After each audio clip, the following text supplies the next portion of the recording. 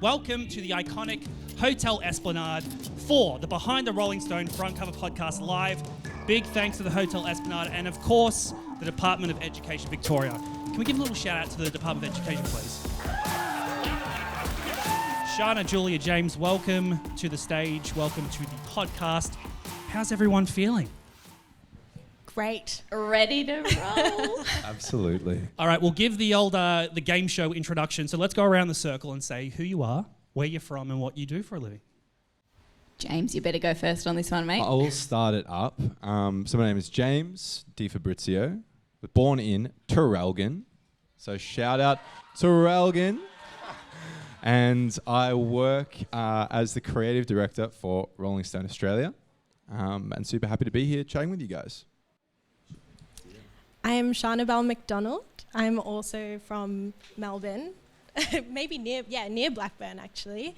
Cheap pop for Blackburn, or? Yeah, not quite. Forest Hill. It's not. Yeah, it's close.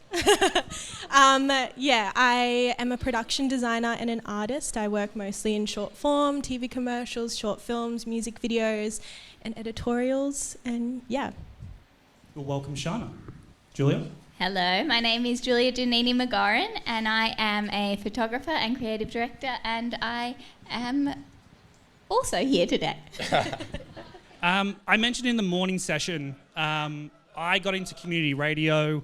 That's how I got into interviewing bands and actors. But a quick whip around for you three as well.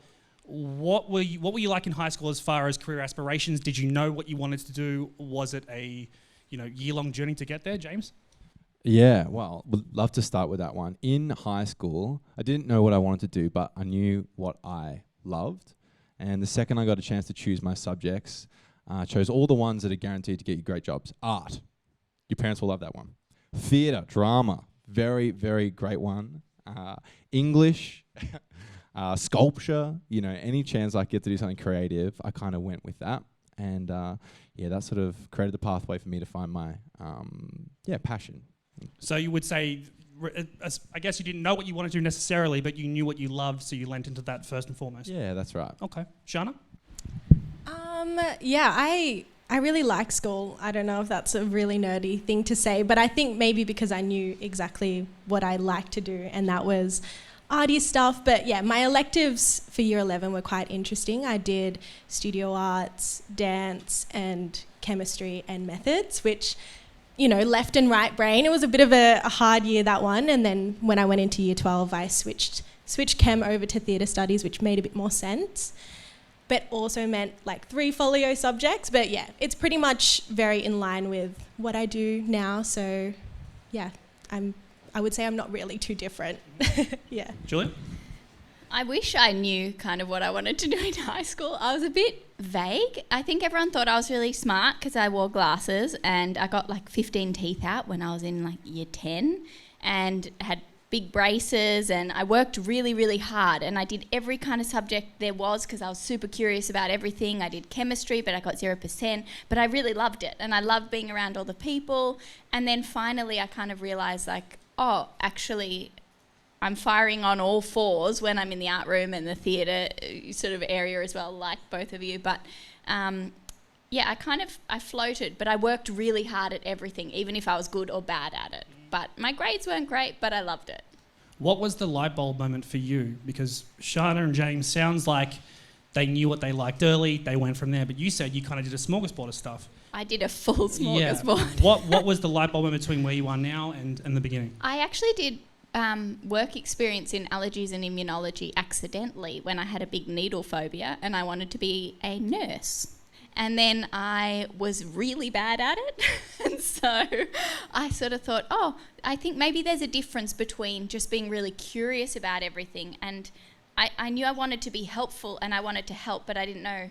I think I realised when I did art and theatre, I was being helpful in a way that I actually knew how to be helpful, or I was being helpful in a way that, I was using my skills to be helpful. And I think I just realised that I was curious about all of these things, but I was good at art and theatre. And I think that's what I kind of realised. And you know where you shine and follow where you shine kind of thing. The little square you have in your microphones, Rolling Stone. James, what was the first opportunity you had working with Rolling Stone? To work with Rolling Stone, I guess I got into it through, originally playing music. I played music all my life, and that's been a big part of who I am. And then I got into... What did you play? Played guitar and, would play, a lot growing up. And eventually I sort of dovetailed that into writing about music. And that led me to, this opportunity at Rolling Stone where I kind of got to take my passion for music and have a chance to cover it and write about it and, collaborate with other artists. Yeah, nice. Shana? Well, Julia here is one of my favourite collaborators, and we've worked together on a lot of different things, music videos, and naturally when you have a really good dynamic between production designer, creative director, you kind of want to stay together and do some things together. And Julia brought me on board for the Rubens was our first one. Yeah. So she brought me on board for that, and since then we've done 2 other covers. Yeah. Julia? Me, well, this is on record, so I can say. And so I had been working with Tones and I for a while, and then Rolling Stone approached Tones and I, and Tones said, I want Gigi to shoot it. And they said, no, we don't want Gigi to shoot it. And I was like, oh, okay. And she said, Gigi has to shoot it. And so they said, okay, sure. And then sort of 7 covers later, here we are, and I've just loved working with the team, and it's been an incredible little ride. And Shana Bell, and I've worked with both Shana Bell and James, and they're incredible to work with. It's all a big collaboration, which is awesome. I might stay with you then, Julie, because this podcast is called Behind the Front Cover. Your first front cover with Rolling Stone. Tell us who it was, when it was, and the process behind it. So first one was with Tones and I. And that was quite early days it was over, maybe it was 4 years ago, 5 years ago now. And that was actually quite different to the process of all the other covers because she was on tour. So we had to shoot it quite separately. And then since it's been Tash Sultana, we've done the Rubens, the Wiggles, Crowded House, Teskey Brothers, and each one has been quite different in itself, but most of the time the process is like get the call from Rolling Stone saying got a cover, and it's like woohoo, and then we find out what the cover is, and from there we collaborate with I collaborate with the Rolling Stone team, and we brainstorm and research a lot of research about that artist, and especially with the writers at Rolling Stone, they know a lot about the interview, and so we sort of get meaty into that. And then we kind of come together and brainstorm everything, and then sketches, and then we launch straight into the production side, do the photo shoot, edits, and then kind of it gets published. The collaboration between the editorial team and yourself, when they're putting the cover together, is that a Tones and I request? Is that an idea that you have? Is it what Rolling Stone wants? Or is it all of the above? It's very much like the team at Rolling Stone and I, we work together. And so it's sort of, we've got to come up with these concepts, and we work together to really make it as rich as possible. And then from there, it's most of the time we've sort of surprised the artist. It's been the Rolling Stone saying, walk in, and you just have to hope with all hell that the artist is going to like it. And it's the most terrifying moment when they walk in and you go, here it is. I imagine particularly as well when the artists are vouching for you, right? If Tones and I says, I want Julia. Yeah. It all goes well, I hope. Yeah, exactly. They sort of know. I think they know what roughly they're going to get.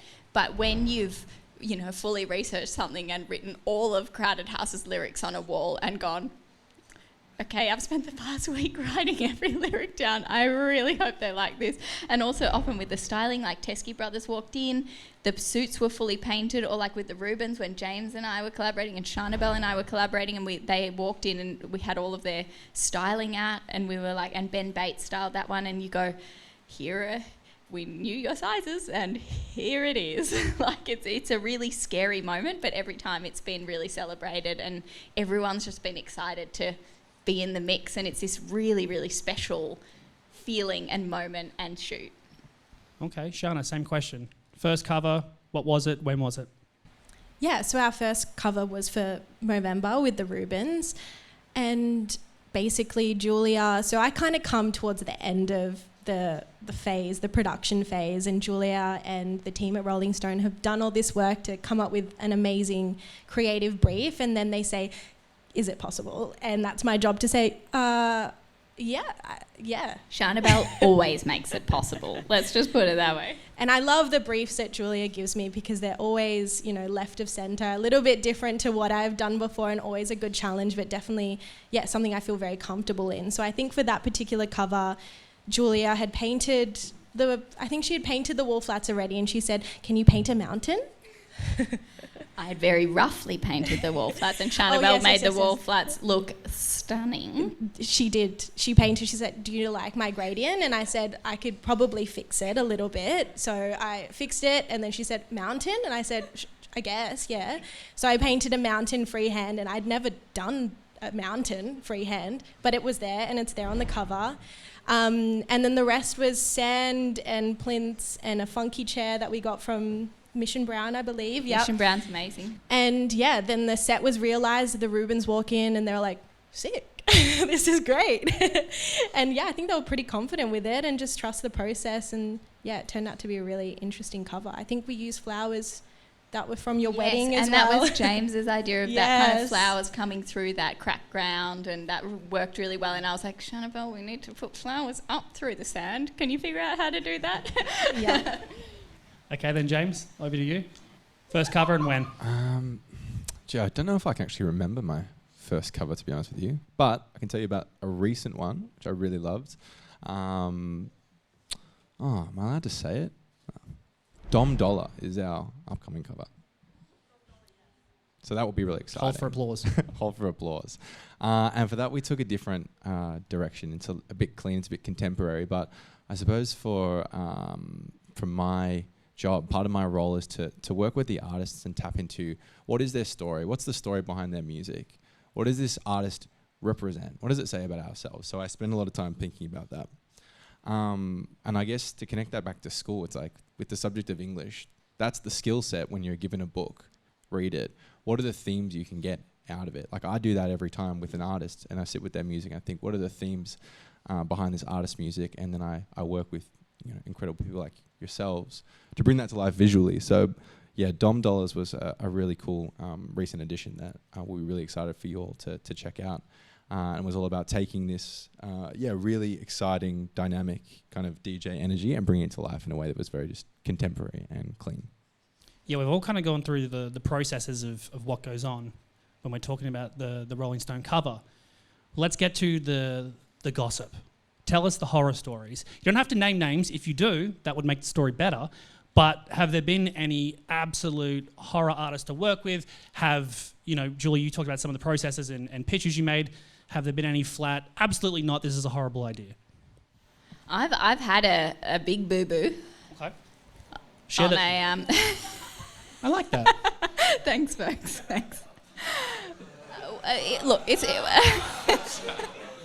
It wasn't that bad, all right? It wasn't. Maybe I've now it seems like a really small boo-boo. You built this up now. The payoff better be good.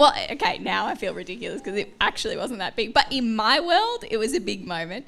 It was on the Teskey Brothers shoot. Also, every artist I've worked with is amazing. Let's just clarify that. I'm sorry I don't have the gossip there. But on the Teskey Brothers shoot, I went in to do the test shots. They'd walked in, they were all dressed, they were on the set, and I pointed my camera and it didn't shoot. And I was like, It didn't work. It just stopped working completely. And I was like, oh my gosh. And so my partner was there at the time and I said, I'm on the edge of panic here. Could you just Google how to make camera work? But just to clarify, this is like post-shoot, hours later. No, this is... The band are right in front of me. We haven't taken one shot yet. And the camera does not turn on. And I was like, the batteries were charged, everything was right 10 minutes before. And I was Googling Nikon D850 work camera, how?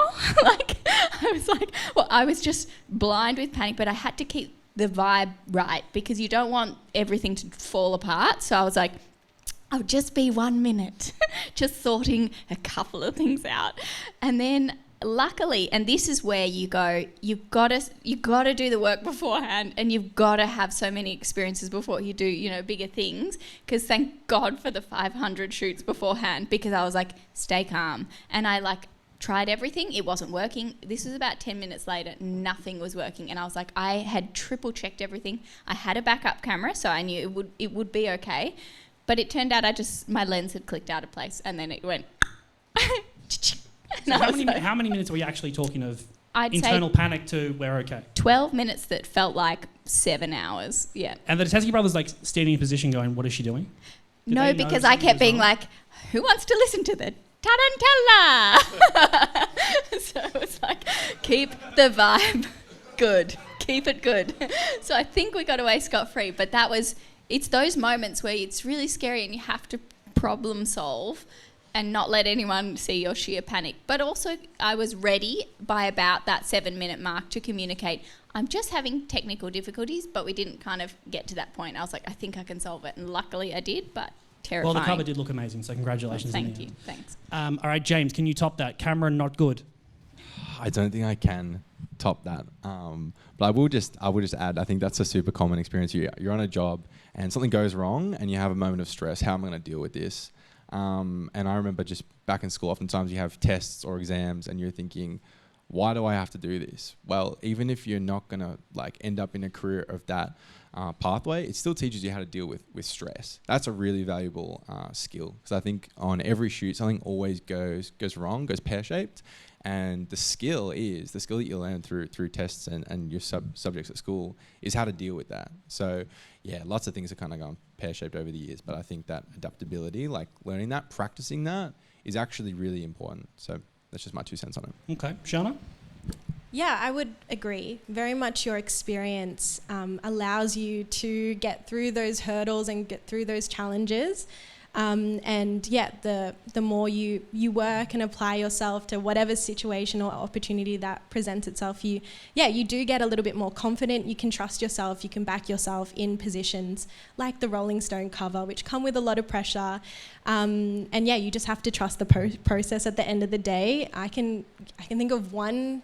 She's smiling at me because she knows the situation. I remember this. I did ask her ahead of time, have we had any mistakes? Have I done anything wrong? And yes, she said yes. Chanamel. Not that it was wrong, but it was definitely a trust the process moment. I was in the studio painting the cover, or painting what could have been the cover for our Tones and Luke Steele cover. And I was midway gradient. I sent a picture to Julia just to say, a colour check, make sure that the colour of blue was correct. And it was definitely early stages of the gradient, so maybe hadn't been developed yet. And Julia was like, I like that, not very much, what's going on? And I just said, trust the process.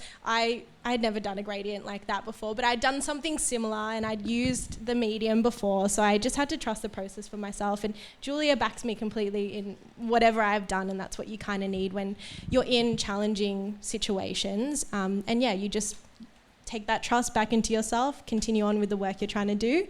And yeah. Also, I think something Shanabelle's really good at, and I think something that you do learn through school, is when things aren't going right, you have to actually just do the work to make it better.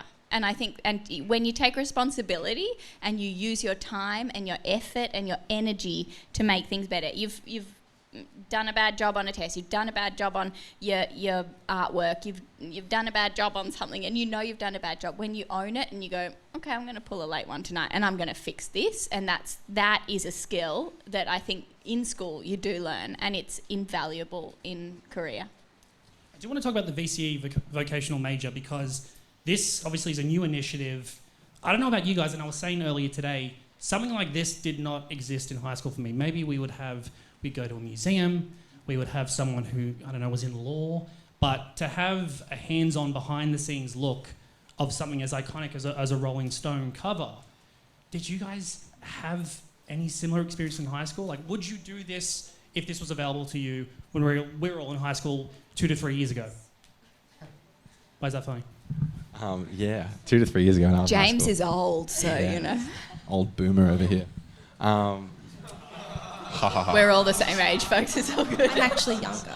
Okay, Chantabelle's a couple of years. I would absolutely do it for sure. And I think the point is just like, why not take an opportunity? If something speaks to you when you're at school, if you're thinking this is for me, then just bet on yourself and do it.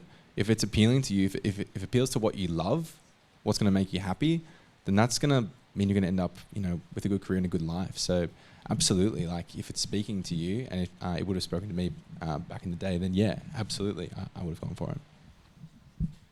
Yeah, I think so. I definitely would have considered it. I think it's difficult to say that I do anything differently because I'm very content and grateful in the career that I am now, but it's something I would have considered. And when I was in year 12, I had already got into my TAFE course before my exams, and I think that just like took off so much pressure because I was really going into those times with just what did I want to learn? Like, what did I want to do with my 24 hours when I was older? And I think I made a list in year 11 of all the things I wanted to do in a day, and it felt very clear that was going to be film. So, I think something practical and within industries that we all work in, I think makes a lot of sense to do something like the vocational major. I think also being able to, like, diving into the world after being in an educational institution is a scary thing because the world is big and there's so many things going on and it's a scary jump. And I think being able to jump into the world in a structured and safe way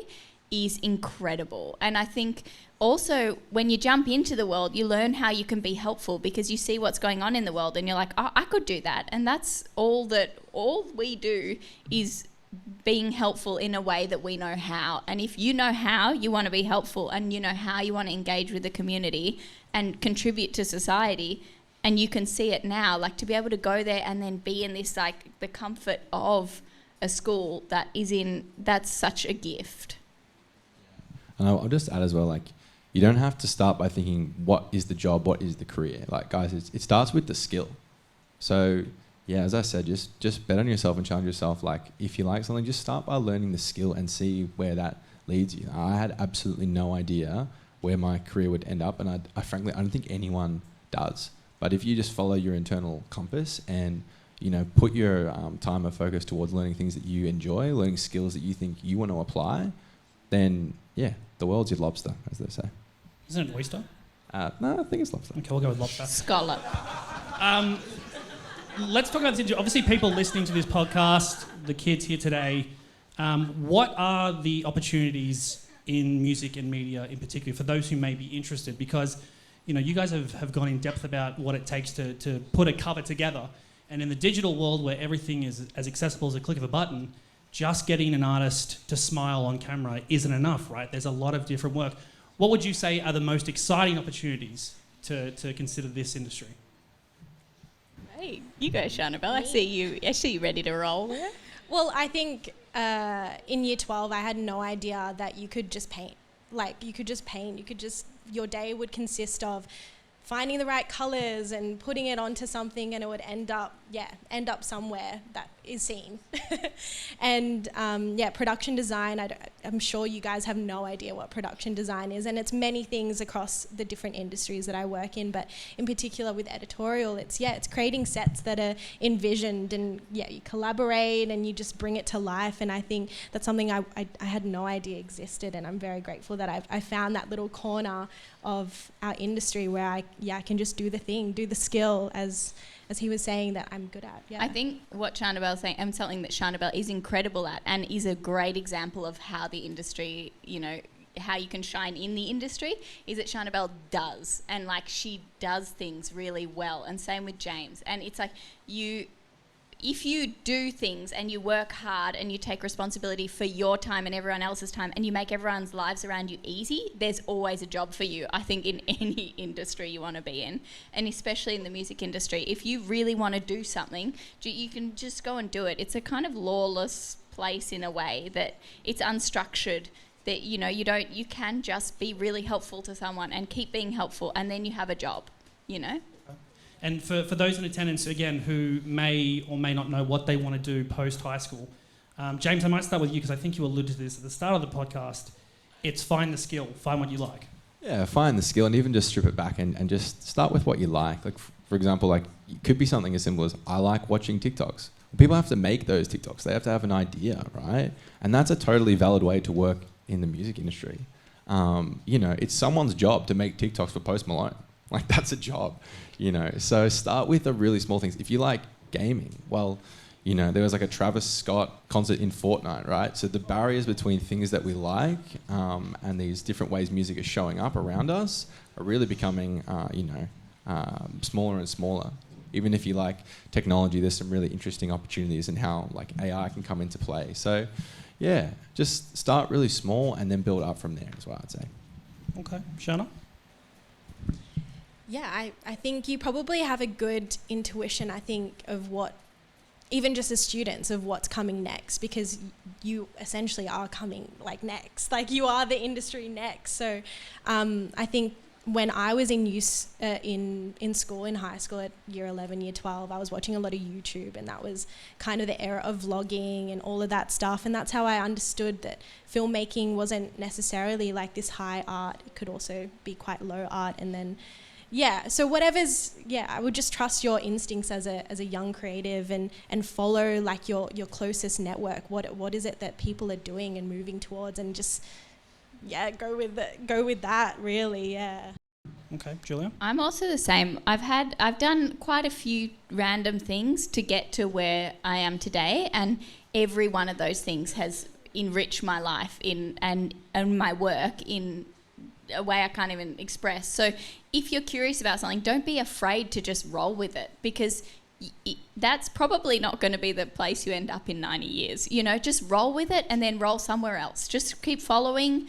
If you keep your head down, work hard, and just keep following where you're kind of bouncing along and what keeps you passionate. And I think, a wealth of experience will make your life richer and bring more of a range of people around you, which will make you happier. Totally. And just one other thing I forgot to say on that question.